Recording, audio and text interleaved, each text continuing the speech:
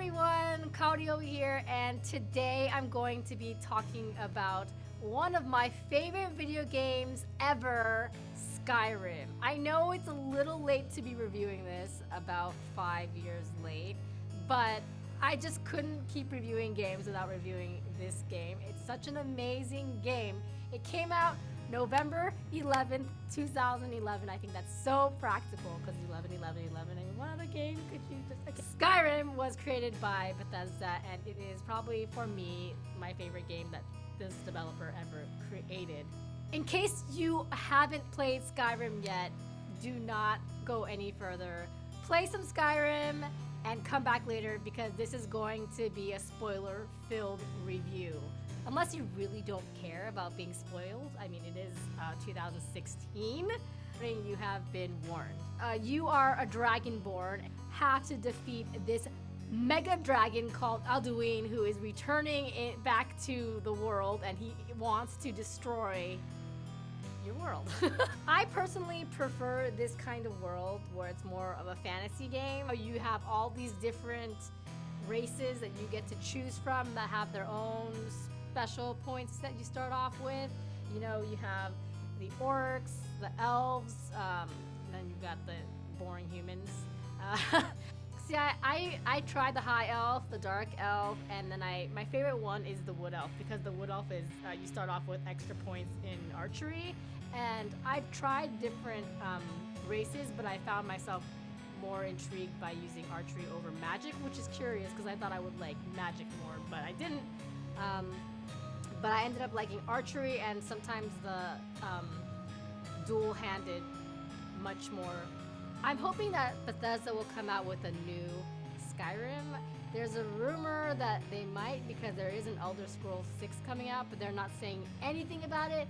But yet there are some indications that it is in fact going to be like a Skyrim 2. So let's hope for the best, because obviously Elder Scrolls Online is not the same at all.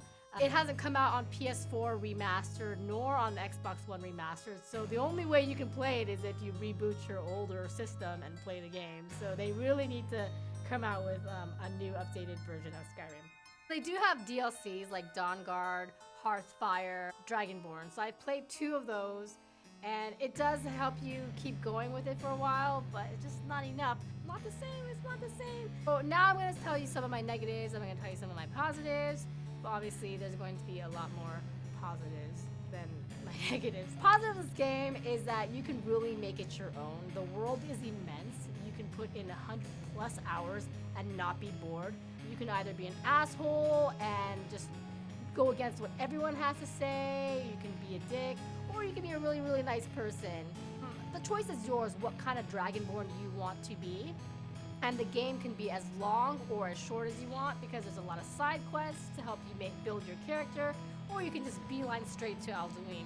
I mean, that still takes some time, but the game just has so much. There's Thieves Guild, and then there's the Brotherhood. You can just basically become whoever and just have fun with it. I had an elf, a high elf that really wasn't very good at magic, but ended up being really good with like 2-handed weapons, and you can really create your character and mold that person to how you want that person to be. So I really love that, and the open world and the graphics and the story was really good. Just a solid game in general. There's some pivotal quests. I think becoming a nightingale is a big deal. And there's some side quests that pull your heartstrings, like the one with the dog.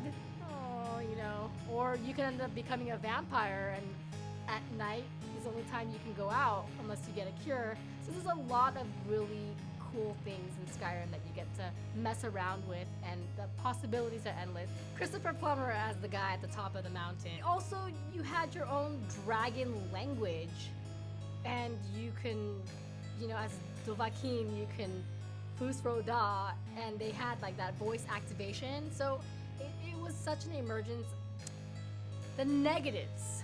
Okay, the negatives. Sometimes I would be really afraid of making my decisions, but this is just me being nitpicky, especially if you're playing the first round, because I played this a couple rounds, obviously.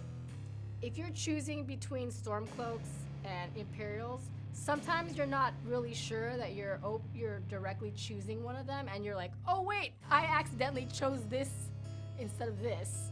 So you just got to be careful, because sometimes your choices are going to automatically lead you to a path that you kind of didn't want to go to. I mean, that doesn't mean that you can't play it again and fix your mishap. I would also say there were some glitches that would bother me too, where it would glitch so bad that you would have to go back way behind and to a save point, and sometimes that can get annoying too. So it wasn't perfected technically, but would I recommend this game? Yes, I would definitely recommend this game. I think that even though it was released in 2011, I think it's timeless. You can probably get it for 20 bucks or less. Definitely a game of the year. If you have a PC, get it on PC so you can mod it up, because I've seen a lot of mods that look like a lot of fun. And let's all hope that they are building another Skyrim for Elder Scrolls 6. And let me know what you thought of Skyrim if you played it.